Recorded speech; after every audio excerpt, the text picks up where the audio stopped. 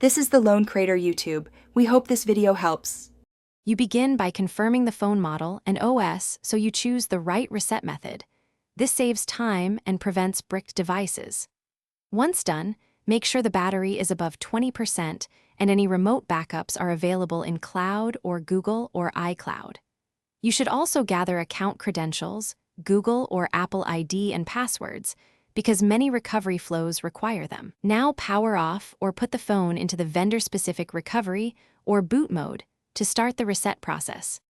You then perform the core reset.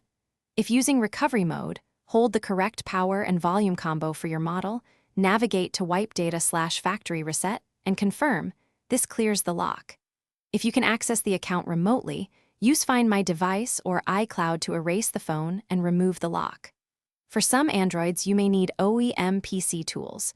Make sure the phone is in fast boot or download mode and a reliable cable is connected. Then run the official restore utility to flash stock firmware. After the reset, reboot the phone and follow setup.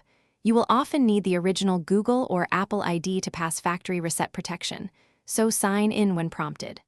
Once verified, restore your backup from cloud or local storage so apps and data return.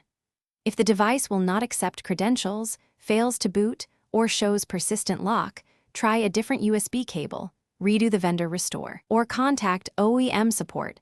Service centers can recover units when software methods fail. Keep account. Thanks for watching.